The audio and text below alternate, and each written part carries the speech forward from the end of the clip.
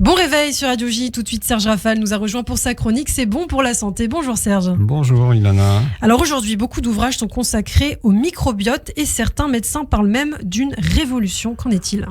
Oui, je pense, Ilana, que ce terme n'est pas galvaudé, même si on l'emploie facilement, trop facilement. Ça et là, nous avons assisté à une première révolution en apprenant le rôle extraordinairement inattendu de l'ex-flore intestinale, en attendant impatiemment la seconde qui devrait être thérapeutique avec une nouvelle génération de probiotiques à action très ciblée.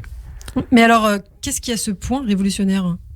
Il était impossible de soupçonner le nombre effarant de bactéries qui se trouvaient dans l'intestin et l'importance qu'elles pouvaient avoir pour la santé. Les bactéries intestinales ont jusqu'à peu toujours été considérées comme des ennemis qu'il fallait éliminer dès qu'elles apparaissaient sur un prélèvement. On sait maintenant qu'il faut en prendre le plus grand soin, car elles sont nos alliés dans la plupart des domaines de la pathologie. C'est donc bien une double révolution à laquelle on est en train d'assister.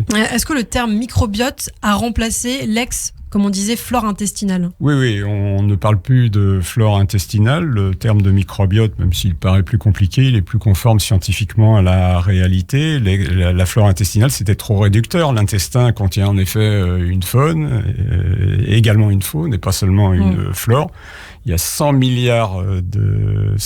milliards de bactéries, de virus, de parasites, de champignons microscopiques répartis entre 500 000 espèces, chacun d'entre nous en abritant entre 200 et 400 différentes.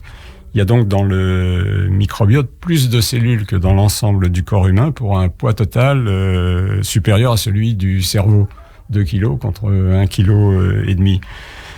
Ces bactéries constituent une barrière contre les pathogènes, elles nous protègent de l'infection, elles participent à la maturation du système immunitaire et sans ces bactéries intestinales, nous serions incapables d'assumer des fonctions essentielles comme la digestion, la conversion en énergie, l'extraction des vitamines et des oligo-éléments, l'assimilation des nutriments de l'alimentation.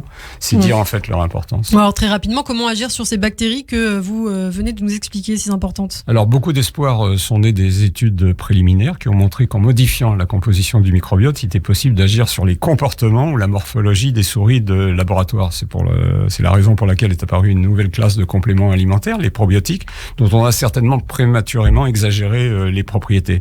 Mais bien choisis et plus concentrés seront probablement efficaces prochainement dans de nombreuses pathologies et maladies variées qui vont des troubles digestifs aux problèmes infectieux, à l'allergie, en passant par le diabète, le surpoids, les troubles de l'humeur et même la bonne réponse ou une meilleure réponse au traitement anticancéreux. C'est dire, si vous voulez, l'importance dans le domaine thérapeutique. Et pour conclure, où en sommes-nous du coup actuellement ? On est probablement à l'aube d'une nouvelle ère dont on ne connaît pas les limites. Je crois que le microbiote n'a pas livré tous ses secrets et ses surprises. Je crois qu'il ne faut pas être trop impatient. La précipitation, on le voit actuellement dans d'autres domaines, c'est l'ennemi du bien et de la science. Merci Serge, qu'on retrouve au quotidien sur Radio J tous les matins.